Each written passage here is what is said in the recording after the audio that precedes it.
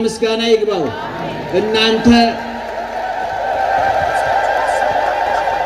እናንተ የምትሰሙት እኛም የምንሰማው የምንናገረው አይንሳችሁ እግዚአብሔር ጆሮአችሁን ይክፈት አንደበታችንን ይፍታ።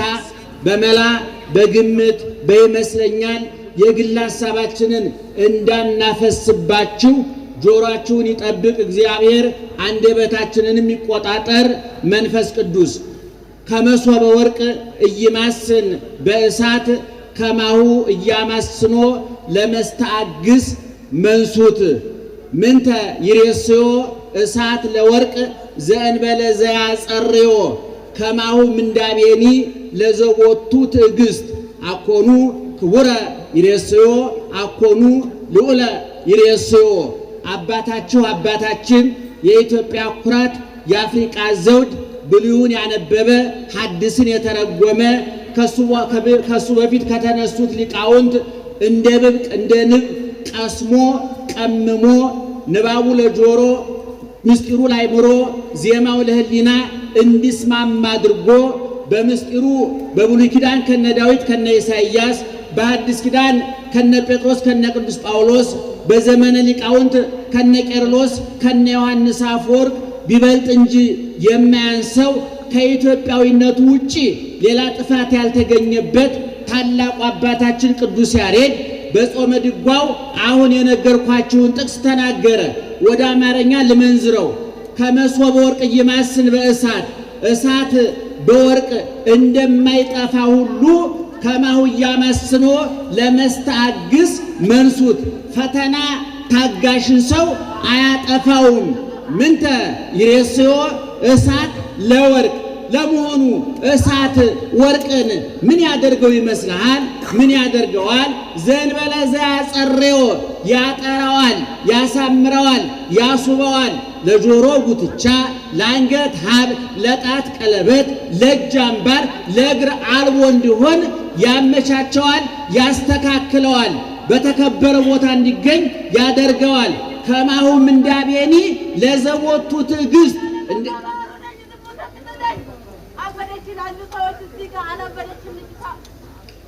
እንግዲህ እሳቸው ለይቶላቸው እኛ እስካሁን አለየልንም። ሁላችንም ያው ነው፣ ልዩነት የለንም። እንግዲህ የተናገርና ያልተናገርም ልዩነቱ ሁሉም ሊያብድ እያኮበኮበ ያለ ነው። ገሃድ ያውጣብን እግዚአብሔር። ፍሬ እንዳንበጥስ ይርዳን። በውስጣችን ሁላችንም እብዶች ነን። እናታችን እግዚአብሔር ይማረልን፣ ቸርን ያስታግስላቸው። እንግዲህ ብዙዎች ነበር ጸጥበል ማለት ይቻል ነበር፣ ግን አቅም ይጠይቃል። ለማንኛውም ደህና አደራችሁ፣ ሰላም ናችሁ? ከማሁ ምንዳቤኒ ለዘቦቱ ትዕግስት። እንደዚህም ሁሉ ትዕግስት ላለው ሰው ያልፋል ብሎ ለሚያምን ሰው ዛሬ ላይ ቁሞ ነገ ለሚናፍቀው ሰው መከራ አያጠፋውም። አኮኑ ልዑለ ይሬስዮ አኮኑ ክቡረ ይሬስዮ። እንደዚህም ሁሉ ቅድም እንደተናገርኩት እሳት ወርቅን ምን ያደርገዋል ብሎ ሊቁ ቅዱስ ያሬድ ተመራመረ፣ ተፈላሰፈ፣ ተራቀቀና መጨረሻ ላይ ውጤቱን ነገረን። ምን አለን? አኮኑ ልዑለ ይሬስዮ አኮኑ ክቡረ ይሬስዮ። ከፍ ያደርገዋል፣ ያስከብረዋል እንጂ እሳት ወርቅን ያጠፈዋል ወይ? ታውቃላችሁ፣ ወርቅ ይነጠራል፣ ቅቤ ይነጠራል፣ ብረት ብር ይነጠራል። የሚነጠረው አፈሩን ከወርቁ ለመለየት ነው። ዛሬ በየጣታችሁ ያለው ቀለበት፣ በየእጃችሁ ያለው አምባር፣ በየጆሮአችሁ ያለው ጉትቻ፣ በየአንገታችሁ ያለው ሀብል ወርቅ የሆነ ጊዜ አፈር ነበር፣ አፈር ይመስል ነበር። በአፈር ውስጥ ተቀብሮ ነው አሁን ዛሬ ለዚህ ክብር የበቃው።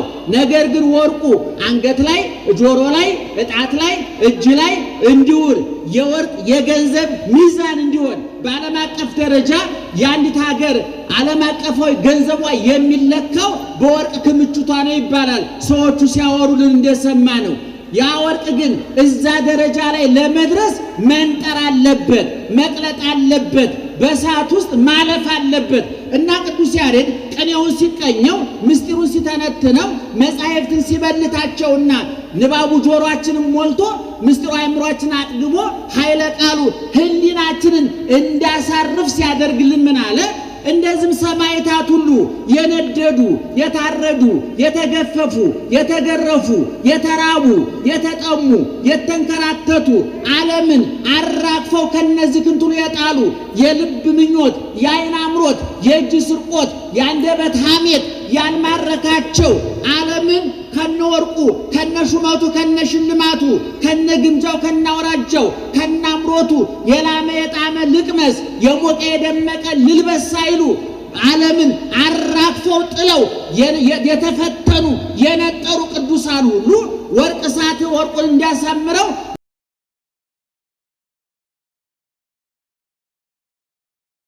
ገሩ ያደርጋቸዋል። ወከብረት ነፍሶሙ በውስተ ዓለማት ክልኤቲ ዘዜ ወዘከሃ የሁለት ዓለም ነገሥታት ያሰኛቸዋል። በወዳኛው ያስገባሉ፣ ያስወጣሉ፣ ያጸርቃሉ፣ ይኮንናሉ፣ ይገላሉ፣ ያድናሉ፣ ይሰጣሉ፣ ያነሳሉ።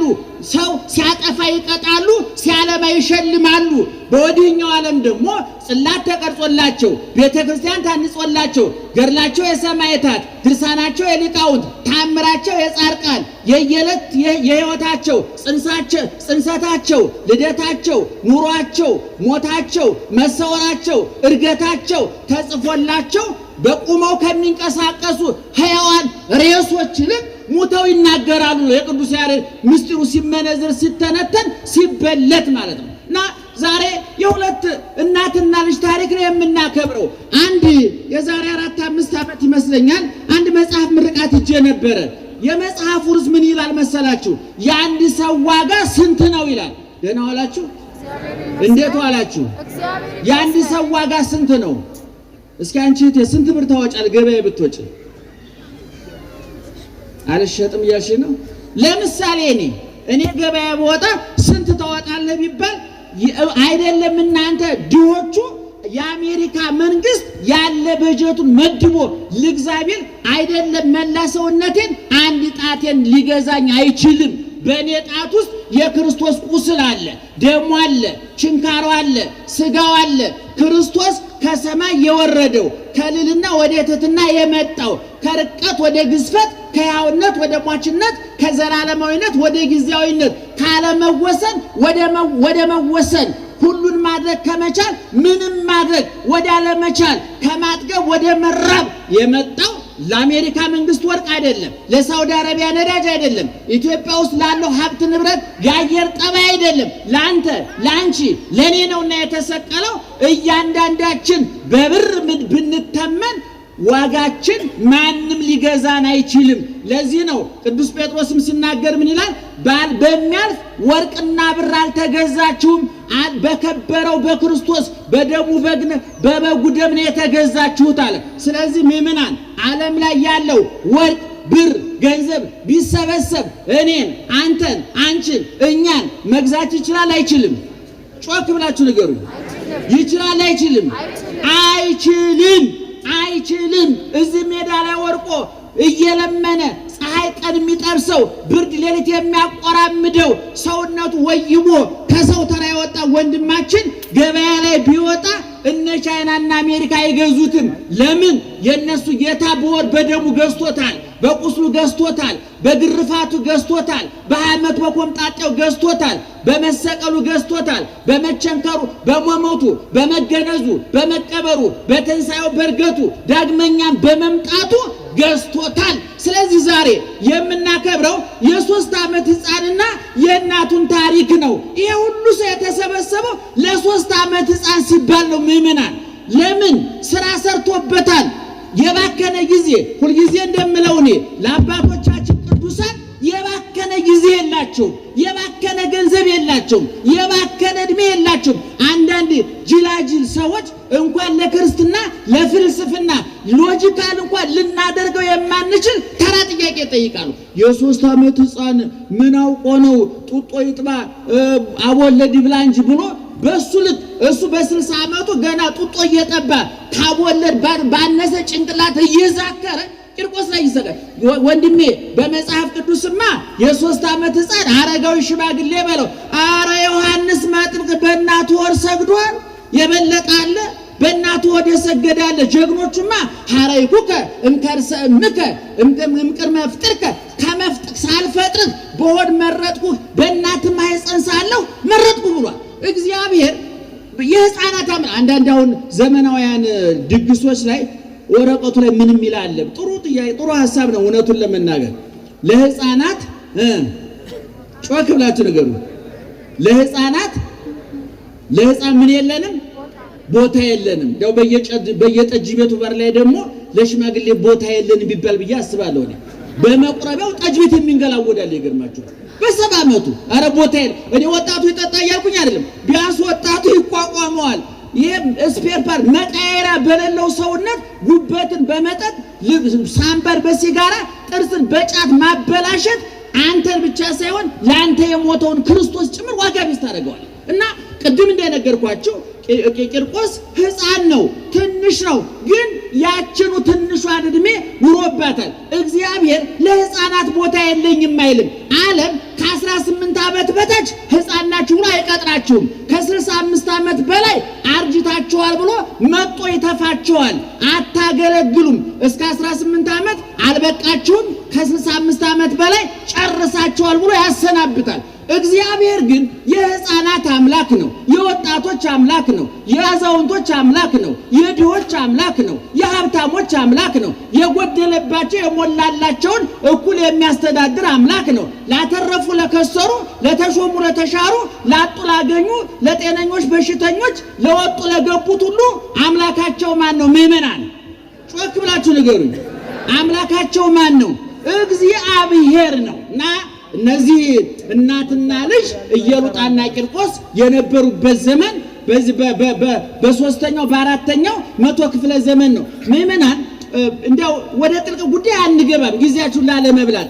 ይሄ 2ኛው 3ኛው 4ኛው 5ኛው መቶ ክፍለ ዘመን ብለን በታሪክ የምናጠናው እነ 300-400 ዓመታት ቤተክርስቲያኒቱ መሰረት ላይ የቆመችበት ነው። በመጀመሪያ ደረጃ ቤተክርስቲያኒቱን አለት ላይ ያቆማት ቀራንዮ ላይ የተሰቀለው ክርስቶስ ነው። ጎልጎታ የተቀበረው ክርስቶስ ነው። አርጎ ተነስቶ ያረገው አርጎ በክብር ያለው ኋላም መጥቶ ወደ መንግስቱ የሚጠቀልለን ኢየሱስ ክርስቶስ ነው። ነገር ግን ቤተክርስቲያኒቱ በበለጠ እየሰፋች እየበዛች በሄደች ቁጥር የመጣባትን ውጫዊ ውስጣዊ ፈተና የተቋቋመችው እንደነ ኢየሉጣ አንገታቸውን ለሰይፍ አይምሯቸውን ለመጻፍ ጀርባቸውን ለጅራፍ ሰውነታቸውን ለጾም ለጸሎት አሳልፈው በሰጡ አባቶቻችን ነው። የሚገርመው ታሪክን ስታጠኑ ዛሬ ጽላት የቀረጽንላቸው ቤተክርስቲያን ያነጽንላቸው ገር ልሳን ተአምር የጻፍንላቸው ቅዱሳን በዓለም አቀፍ ደረጃ እያልኩኝ ነው።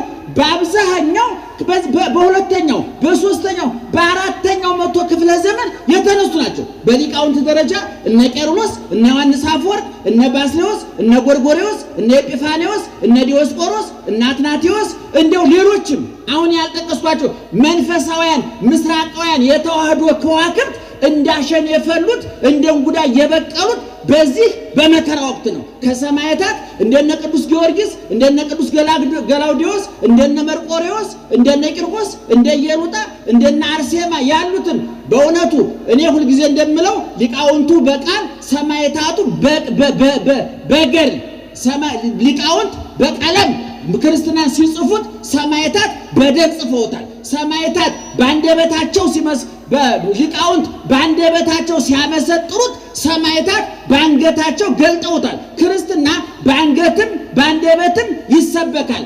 አንገት ታርዶ ይሰብካል፣ አንደበት ተርጉሞ ይሰብካል። በቀለም ተጽፎ ይሰበካል፣ ደም ሲፈስም ይሰበካል። በቃል ይነገራል፣ በተግባር በገድልም ይመነዘራል። ምእመናን እና ቅድም እንደተናገርኩት እነዚህ ጀግኖቹ መንፈሳውያን የተዋህዶ አርበኞች የወጡት በፈተና ወቅት ነው። እኔ ሁል ጊዜ እንደምንለው ምእመናን አባቶቻችን እንደምንለው ለክርስትና ከቤተ መንግስት ይልቅ በረት ይስማማዋል። ከተሽከርካሪ ወንበር ይልቅ ሻካራ መስቀል ይስማማዋል።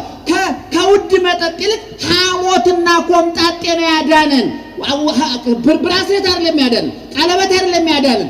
ኢየሱስ ክርስቶስ ራቁቱን ተሰቅሎ ነው ያዳነን። ክርስትና ውድና ውብ ልብስ ከመልበስ ይልቅ መራቆት የበለጠ ያስከብረዋል። ፋሲካችን የጾም ውጤት ነው። ትንሣኤያችን የሞት ውጤት ነው። መከራችን ደስታችን የመከራ ውጤት ነው። ቅድም እንደተናገርኩት እሳት ካልነጠረ ካልነደደ ያ ሁሉ ፈተና ካልደረሰበት ለጆሮ ጉትቻ፣ ለጣት ቀለበት፣ ለእጅ አምባር፣ ለአንገት ሐብል መሆን እንደማይችለው ሁሉ አባቶቻችን ነደው ታርደው ተገፈው ተገርፈው ተርበው ተጠምተው ተንከራተው ወጥተው ወርደው ሐዋርያው ቅዱስ ጳውሎስ እንዳለ እነሱ ለዓለም ስላልተገቡት ዓለምም ለነሱ የተገባ ሆኖ ስላልተገኘ ቀራንዮ ላይ የተሰቀለውን ጌታ እያዩ መከራ ተቀበሉ። እነ ኢየሉጣ የዛሬ 1600 ዓመት ያን ሁሉ መከራ ሲቀበሉ ከ1600 ዓመት በኋላ ኮተቤ ገብርኤል ታሪካችን ይሰበካል፣ ቁልቢ ገብርኤል ታሪካችን ይሰበካል፣ በዓለም ደረጃ ዝናችን ይናኛል ብለው አይደለም። ይሄ አየር ባየር ልክ እከከይ ልከከልክ ስጠኝ እሰጥሃለሁ አይደለም። ክርስትና የሚገባቸውን አደረጉ፣ ከሚገባቸው በላይ ከፈላቸው እግዚአብሔር። በሁለት ዓለም አከበራቸው። እዚህ ነደዱ፣ እዛ የነደደውን ያበርዳሉ። እዚህ ታረዱ፣ እዛ ለታረደው ቤዛ ይሆናሉ። እነ ተክለ ሃይማኖት እግራቸውን በጸሎት አስረከቡ፣ እነሱ በጸሎት ሌላውን ይቀጥላሉ። እና አቡነ ገብረ መንፈስ ቅዱስ በጸሎት አይናቸው ፈሰሰ፣ እነሱ በጸሎታቸው የሌላውን አይን ያበራሉ። እነ ቶማስ ቆዳቸው ተገፈፈ፣ እነሱ ሌላውን ከለምጽ ያድናሉ። ቅዱሳን እነሱ ተርበው ሌላውን ዳቦ ያበላሉ፣ እነሱ ተጠምተው ለሌላው ውሃ ካለት ያፈልቃሉ። አምላካችን እግዚአብሔር ለብድራት ከፋይ ነው። አመድ አፋሽ አያደርግም፣ ወጭ ሰባሪም አይደለም እግዚአብሔር። እና ቂርቆስና ኢየሉጣ ደህና ዋላችሁ አላችሁ አይደል? እስኪ አጨብጭቡ አንድ ጊዜ። ስለዚህ ዛሬ አራት ነገሮች ላይ አተኩራችሁ ግንዛቤ ብትወስዱ ደስ ይለናል። አንደኛ ዛሬ እያከበርን ያለነው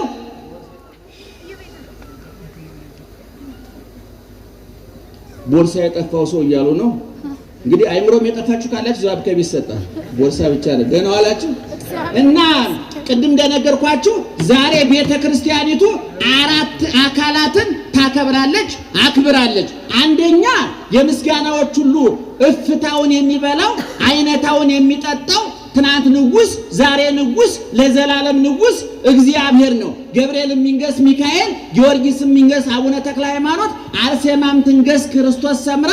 በምስጋና ሁሉ ዋናው ትልቁ 99.9 ከመቶ ሳይሆን 100% ምስጋናውን የሚወስድ ክብሩን የሚወስድ ማን ነው? በአንድ ድምፅ ንገሩኝ። አሁንም ድገሙት፣ አሁንም ድገሙት። በዋናነት ማንን እያነገስን ነው? ማንን እያነገስን ነው? ገብርኤልን፣ ኢየሉጣን፣ ቂርቆስን ብለን የመጣ ነው ማንን ስለምናውቅ ነው? ማንን ፍለጋ ነው? እግዚአብሔር ፍለጋ ነው። ስለዚህ ቤተ ክርስቲያኒቱ አሁንስ መላለሙን ብትሰሙት ይትባረክ እግዚአብሔር አምላከ አበዊነ አምላኮሙ ለቂርቆስ ወለእሙ አባቶቻችን ሌሊት በጸናጽል እሁድ ነው ዛሬ ይቀየራል አይቀየርም። አይ ሰው ሙያ ገብቼ እንዳልፈተፍት ብዬ ነው። አንዳንድ ጊዜ በእኛ ሀገር ትንሽ መድረክ ስንይዝ ቀዶ ጠጋኝ እንሆናለን። ከጠብረት ነው ኢትዮጵያ ውስጥ ባለስልጣንና ሰባኪ ስልጣን ሲይዝ እንትናም ሐኪም ነው፣ እንትና ኢንጂነር ነው። ባለስልጣን ከሆነኛ ሀገር ኢንጂነር ነው፣ ዶክተር ነው፣ ፓይለት ነው፣ ሹፌር ነው፣ ሁሉም ነገር ነው። ኧረ ታው የሚል የለም። ታውቃላችሁ መድረክ ላይ የሚቆሙ ሰዎች እኔ አሁን አንዳንድ ጊዜ አፍራለሁ። ግዙን እንዴት አድርገው እንደሚሰባብሩት። እንደው ትልልቅ መድረክ ላይ ያሉ መምህራን ብዙ ሰሚ ያላቸው እኮ ናቸው። እገሌ ብለን ብንናገር እሳቱ ላይ ቤንዚን ማርከፍከፍ ነው፣ ጥላቻን ማብዛዛት ነው። ምን ያደርጋል ብለን እንጂ አየለ ከበደ ብለን እንነግራችሁ ነበር።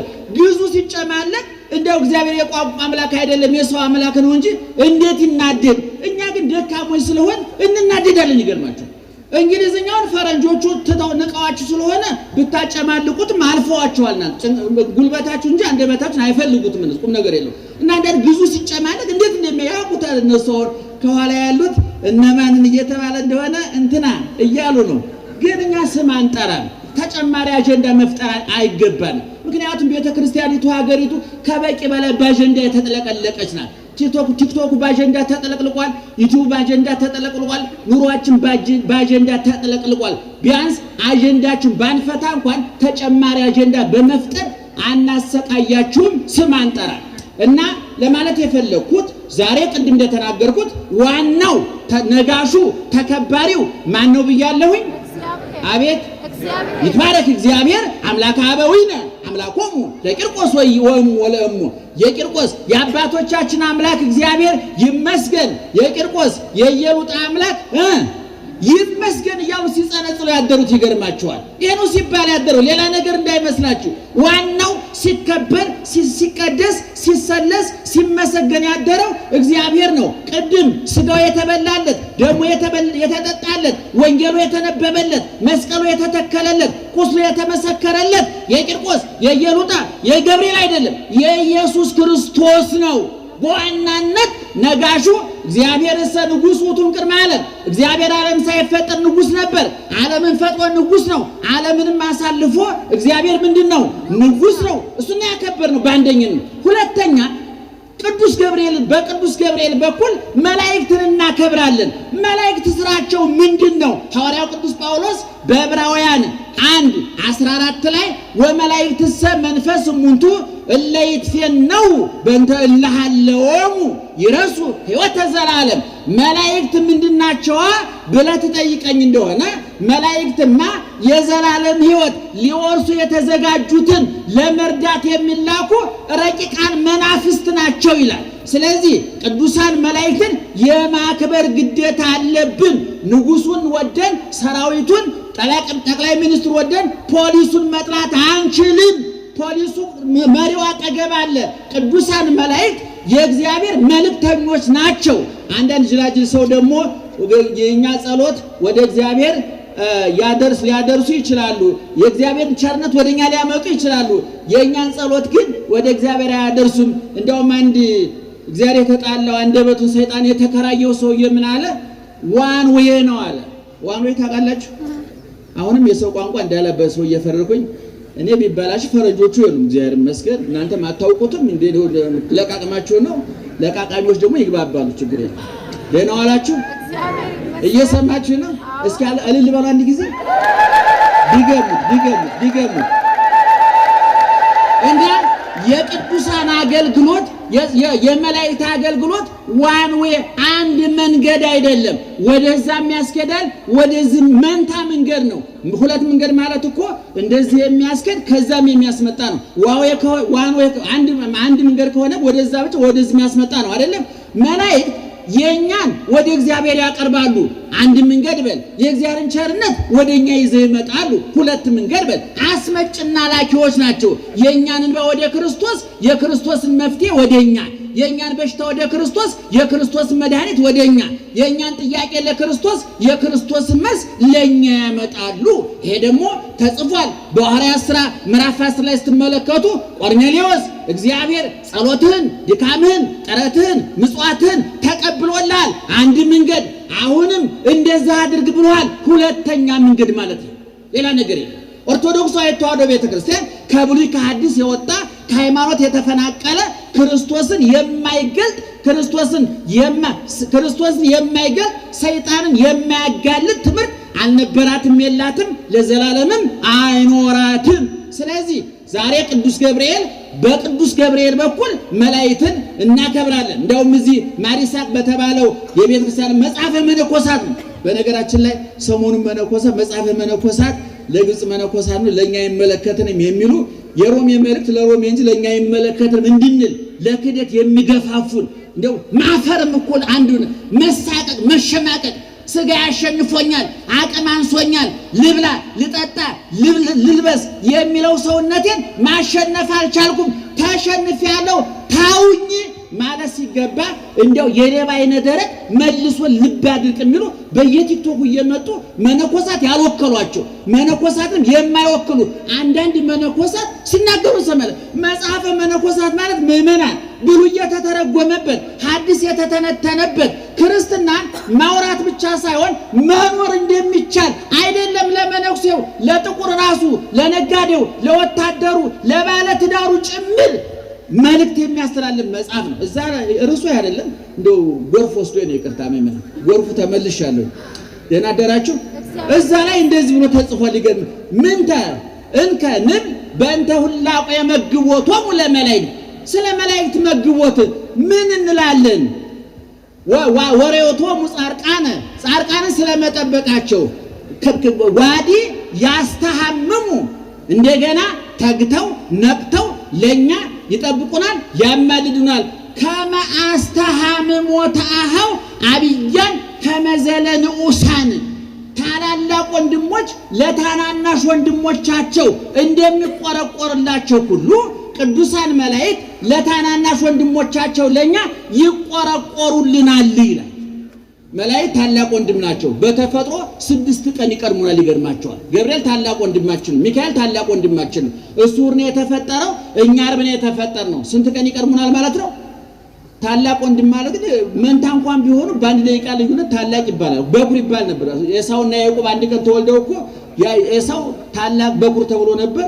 ግን ታላቅ ነው ሆዱ አሳንሶበት በኩርናውን ሽጠው በኋላ ከታናሽን በታች አሽቆልቁሎ ከንቱ ነው ቀረ እና ዙሮ መላእክት ለኛ እንደ ታላቅ ወንድም ተንከባካቢዎቻችን ናቸው። ታላቅ ወንድም ያላት ሴት በሰፈር ማንንም አይገላምጣትም። ታላቅ ወንድም ያለው ልጅ በሰፈር ማንንም አይገላምጠው። እኛ ደግሞ ታላላቅ ወንድሞቻችን በተፈጥሮ በቅድስና ጠባቂዎቻችን የእረኛችን ክርስቶስ ታናናሽ መልእክተኞች እረኞቻችን መላእክት ደግሞ ለኛ እንደ ታናሽ ወንድም ናቸው፣ ይጠብቁናል ማለት ነው። ስለዚህ መላእክት ለኛ ጠባቂዎቻችን ናቸው። በማቴዎስ ወንጌል ምዕራፍ 18 ቁጥር 10 ላይም እንዲህ ብሏል፣ ውቁ ይታስተሐቅርዎሙ ለአሐዱ እምእሉ ውሳን ከታናናሾቹ አንዱን እንዳትንቁ፣ እንዳታንቋሽሹ፣ እንዳትጸየፉ ተጠንቀቁ። እብለክሙ ከመ መላእክቲሆሙ ወትረ ይሬኡ ገጾ ለአቡየ ዘበሰማያት። እውነት እላችኋለሁ እነሱን የሚጠብቋቸው መላእክት በሰማይ የአባቴን ፊት ያያሉ ማለት ባለሟል ናቸውና እነሱ አቅም ቢያጡ ጠባቂ መላካቸው አቅም አለውና ተጠንቀቁላቸው ነው የሚለው። ስለዚህ መላእክት ለኛ ጠባቂዎቻችን ናቸው ማለት። ስለዚህ በሁለተኛ ደረጃ መላእክትን አለ። በሶስተኛ ደረጃ ቂርቆስና ኢየሉጣ እናያለን። እግዚአብሔር ለምን መላኩን ላከ? ቅዱስ ገብርኤል ለምን ተላከ? ቂርቆስና ኢየሉጣ ምን ስላደረጉ ነው ሲባል ጸንተው ስለተገኙ፣ ቆርጠው ስለተገኙ፣ እሳቱን፣ ስለቱን፣ ረሃቡን፣ ጥሙን፣ መከራውን ሳይሳቀቁ ቅድም በነገርኳችሁ ዘመን ምእመናን ቅድም በነገርኳችሁ ዘመን ሰዎች ቆዳቸው እየተገፈፈ ጨው እየተነሰነሰባቸው በግንድግጣቸው ይደረጋል። ይገርማቸው ባል አይኑ እያየ ሚስቱ ጡቷ እየተሰነጠቀ በሽቦ እዛፍ ላይ እየተንጠለጠለች ከስር እሳት እየነደደባት እንዳሩስቶ ትጠበስ ነበረ። በዛን ዘመን ሚስት አይኗ እያየ ባሏ እጅግሩ እየተቆራረጠ በእሳት እየተጠበሰ አጥንቱ እየተቀጠቀጠ ደሙ እየፈሰሰ ስጋው እየተቆራረሰ መከራ ይቀበል ነበር። ለማን ሲባል ንገሩኝ? ለማን ሲባል ንገሩኝ? ለማን ብለው? ለክርስቶስ ብለው። ዛሬ የኛ ክርስትና ታውቃላችሁ። እናንተ በነጠላችሁ እኛ በካባችን የምንታወቀው፣ እናንተ በማተባችሁ እኛ በመስቀላችን ነው የምንታወቀው። እኛ እንኳን ሻካራ መስቀል ላይ ልንሰቀል ለእናንተ ከንፈር እንኳን መስቀሉ እንዳሻክራችሁ ብለን በባይርንሽ አሳምረን ቀብተን አንዳንድ አባቶች ሽቶ ሁሉ ያደርጉበታል። ክርስቶስ መስቀል ላይ ሲሰቀል ግን እንኳን ባርኒሽ ሊቀባ መስቀሉ ሻካራ ቆዳ የሚልጥ ነበረ። አሞት ነበረ። እዛ ያለው ሽታ ይሰነፍጥ ነበረ። ነገር ግን በውስጥ ለአፍንጫ ቢሰነፍጥ ለውስጥ ደግሞ የነፍስ ቀለቧ ነው። የኢዮብ ቁስል ለሚስቱ አጸየፋ ሽታው አለ። ለእግዚአብሔር ግን እንደ ጣን መስዋዕት እንደ ጣን መዓዛ መስዋዕት ነበረ መጽሐፈች። እና እንግዲህ እነዚህ ቂርቆስና ኢየሉጣ እናትና ልጅ ናቸው። መከራ ጸናባቸው። እናቲቱ ልጇን ይዛ ተሰደደች ወደ ሌላ ሀገር መከራ የለም ብላ። እዛም ስትሄድ ያ የሸሸችው ሰው ያገኛት። አንቺ ዝምን አመጣሽ? ማነሽ አንቺ ብሎ እንደገና ጠየቀ። እኔ ሊቀ ጳጳሷን ፓትርያርኳን ጠቀሰች። እኔ አንጌቤናይ ወልደ አንጌቤናይት ይላል መጽሐፋችን። ዋዜማው የሚልለት ዋዜማው አንጌቤናይ ማለት ምን ማለት? ቅምጥል የሞላለት የተደላደለ የመሳፍንት የመኳንንት ወገን ማለት ነው። እኔ በወግ ምእመናን በእነ ቅዱስ ጊዮርጊስ ዘመን መከራ የተቀበሉ ሰዎች ኑሮ የሰለቻቸው አይደሉም። ሕይወት እጅጃላቸው ያንገሸገሻቸው አይደሉም። የሚበላ የሚጠጣው የሚለበሰው የተትረፈረፈው ቅዱስ ጊዮርጊስ ወርቁን በትኖ ነው እንዲወርቅ የቀለጠው። መንግስቱን ትቶ ነው መንግስተ ሰማያት የገባው እና እኔ አንጌቤናዊ ነው ልጄ እኔም አንጌቤናዊት ነኝ የታወቅኩ ነኝ ማለቷ ነበር። ስምሽ ማን ነው አላት። የትኛውን ልንገርህ? የጊዜው መጠሪያዬን ነው ሞት የሚሻገረው ነው አለችው።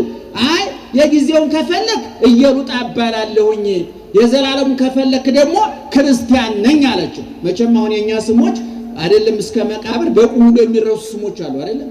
አሁን ስማችንና እኛ እንኳን እንገናኝ የሚገርማቸው እኔ ባለፈው ሚዲያ ላይ ተናግሬያለሁ። እኔው ጳውሎስ፣ ጴጥሮስ፣ ዮሐንስ ተብሎ ጫትቃሚ እኔ በእውነቱ አየለ ከበደ ብላችሁ ቃሙ እንደው እውነቱን ለምናል እንደው ዮሐንስ ብሎ ጫትቃሚ፣ ጴጥሮስ ብሎ ጫትቃሚ፣ ጳውሎስ ብሎ ጫትቃሚ፣ ሚካኤል ገብርኤል ብሎ አጥር ሰባሪ ሴት ደፋሪ እኔ በእውነቱ አምታታው ጎንጤ እርገጤ በልና ለንሳ የሚመቸው ነው ለምን ስምና ግብር የማይገናኝለት የቆሸሸ የተበላሸ ኢየሉጣ ምን አለች? ሁለት ስም ነው ያለኝ፣ አንዱ ስሜ ኢየሉጣ፣ አንዱ ስሜ ክርስቲያን ይባላል። አንዱ ለጊዜው አንዱ ለዘላለሙ ያገለግላል። አረብ ሀገር የምትሄዱ እህቶቻችን እዚህ ወለተ ማርያም ናቸው፣ እዛ ደግሞ ከድጃ ናቸው አይደል?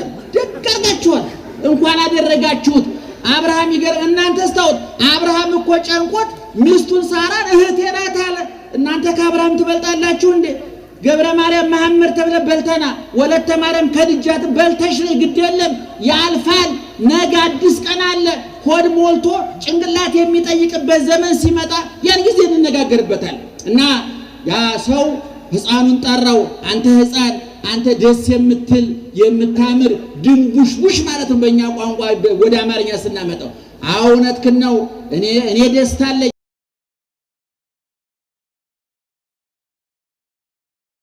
ኖቷ ባለስልጣን ማለት ነው። አያስደነግጥም? 47 ዓመት በእድሜ ይበልጠዋል። ይገርማችሁ። ነገር ግን ከሕፃኑ ቂርቆስ ይልቅ ሕፃኑ ማንኛው ነው? ይሄ ሰውዬ ነው። እንዘ ሕፃን አረጋዊ ይባላል በመጽሐፋችን። እንዘ ሕፃን አይበዮ እግዚአብሔር ወፈነወ ብሔረ ጽልመት። ሕፃን ሳለ አከበረው እግዚአብሔር፣ መረጠው። በ3 ዓመቱ የ50 ዓመቱን ሰው አዋረደው። በ3 ዓመቱ የ80 ዓመቱ ሰው በለጠው። ቁም ነገር ሰራበት።